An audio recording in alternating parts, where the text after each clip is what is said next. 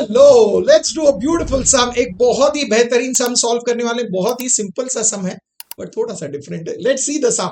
It says that eliminate theta if x is equal to a sec theta and y is equal to b tan theta. ना इसका question का मतलब समझ लेते हैं। कभी भी याद रखना, मैथ्स में आप जब भी सम सॉल्व करते हो, बहुत इंपॉर्टेंट चीज, सबसे इंपॉर्टेंट चीज ये होता है, आप पहले क्वेश्चन देखिए, पढ़िए, समझिए। सिर्फ सॉल्यूशन पे ध्यान मत दीजिए। मैंने कहा इसलिए आप सॉल्यूशन कर दोगे ना, आपको क्वेश्चन को समझना है सो दैट आप ये समझ पाए कि हम अप्रोच जो कर रहे हैं वो क्यों कर रहे हैं। क्यों कर रहे हैं वो ज्यादा इंपॉर्टेंट है, कैसे कर रहे हो बाद में समझ में आ जाएगा, बट पहले ये तो समझो ये क्यों कर रहे हैं। तो चलिए पहले ये क्वेश्चन समझ लेते हैं सो दैट हमें ये समझ में आए हमें अप्रोच कैसे करना है। सब सेज दैट एलिमिनेट थीटा। जब हम एलिमिनेट थीटा की बात करें, एलिमिनेट का मतलब क्या है? हटा दो, निकाल दो, डिलीट कर दो। That is what you mean by eliminate, right? Eliminate का मतलब वो होता है। तो मतलब हमें बोला गया एलिमिनेट थीटा, थीटा को हटा दो। हमें दिया क्या? हमें दिया है x is equal to a sec theta and y is equal to b tan theta. बोलते हैं इसमें से जैसे थीटा को हटा दो। अब जब हम फर्स्ट इक्वेशन देखते हैं, फर्स्ट इक्वेशन हमें दो इक्वेशन दिए हैं, मतलब ये इस तरीके के जब भी क्वेश्चन आएंगे एलिमिनेट थीटा के जो क्वेश्चन आएंगे उसमें हमेशा आपको दो इक्वेशन दिए रहेंगे। तो हमें फर्स्ट इक्वेशन जो दिया है, अगर मैं वो लिखूं x is equal to a sec theta, okay, ये दिया गया। अब एलिमिनेट थीटा मतलब थीटा को हटाना है। अब आप देखोगे कि थीटा जो है वो सिर्फ थीटा तो नहीं है, थीटा है एक ट्रिग्नोमेट्रिक रेशियो के साथ सेक थीटा।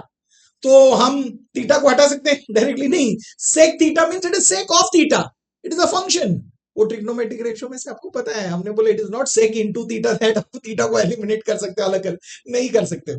दैट मींस हम थीटा को सिर्फ अलग नहीं कर सकते, हमें अगर हटाना है तो पूरा सेक थीटा को हटाना होगा। वेरी गुड, बिकॉज थीटा उसके साथ है। ओके, तो समझिए, क्वेश्चन को समझिए।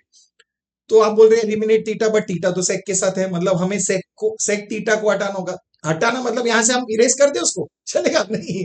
हमें पता है कि मैथ्स में हम जब भी करते हैं और कोई भी चीज अगर हमें निकालनी होती है, हम उसे डायरेक्टली इरेज नहीं कर सकते, हम उसकी वैल्यू ढूंढते हैं। यस, ये याद रखो। तो जो हमने बेसिक्स पढ़ा है वो बेसिक्स पे फोकस करो, उसी को यूज करते करते आपको समझ में आ जाएगा कि क्वेश्चन कैसे अटेम्प्ट करना। तो आपने कहा हमें सेक थीटा का वैल्यू ढूंढना होगा। अब देखिए इस इक्वेशन में से क्या आप मुझे सेक थीटा का वैल्यू दे सकते हैं? चेक कीजिए। आप बोलोगे हाँ, राइट हैंड साइड में a इंटू सेक थीटा है, तो सेक थीटा को हम राइट हैंड साइड में रखेंगे, इंटू a जो है उधर चला जाएगा। Very good, very smart. That means you are saying that we will get x upon a is equal to sec theta. Wasn't that easy? ये अभी आपने सोचा, बट समझ में आ रहा है क्यों कर रहे हैं ऐसा। तो आपने बोला हाँ हमने सेक थीटा का वैल्यू फाइंड कर लिया। Very good. Let's say sec theta का जो हमने वैल्यू फाइंड किया that is equation number 1, result number 1 करके दे देते। तो अभी आप बोलोगे वाह वाह वाह वेरी गुड, बट और इक्वेशन दिया है, what is that? It is given as y is equal to b tan theta, correct? यहां से भी थीटा सिर्फ नहीं है, थीटा के साथ है tan, मतलब tan थीटा का वैल्यू ढूंढना होगा। अब मुझे बताइए यहां से क्या आप मुझे tan थीटा का वैल्यू दे सकते हैं? आप बोलोगे दे सकते हैं, tan थीटा इंटू बी है, इंटू बी उधर चला जाएगा। Very good, that means will get y upon b is equal to tan theta. Very good. And let's say this is our result number 2। Very good, super. अभी हमने sec theta का value find कर लिया, tan theta का value find कर लिया, right? अब हम वैल्यू जब भी हम फाइंड करते हैं, वैल्यू फाइंड करने के बाद हम क्या करते हैं? वैल्यू फाइंड करने के बाद हम कहीं पे उसको सबस्टिट्यूट करते हैं। Yes, very good. अब ये सेक थीटा और tan थीटा के वैल्यूज तो हमें मिल गए, इसे सबस्टिट्यूट कहां पे करें? सोचिए कहां पे सबस्टिट्यूट करें? कुछ है कहां पे सबस्टिट्यूट करें? सेक और tan कहां पे सबस्टिट्यूट? आप बोलोगे आइडेंटिटी है, हमारे पास 3 आइडेंटिटीज है हमने जो पढ़े, उसमें से सेकेंड आइडेंटिटी है। देखिए second identity 1 plus tan square theta is equal to sec square theta, ये आइडेंटिटी है ना। इसमें इस आइडेंटिटी में हम सेक थीटा और tan थीटा का वैल्यू सबस्टिट्यूट कर सकते हैं कि नहीं? यस, हम कर सकते हैं। That is what we can do, isn't it? Yes, so let's write it. हम वो आइडेंटिटी यूज करते हैं, second identity that is sec square theta is equal to 1 plus tan square theta.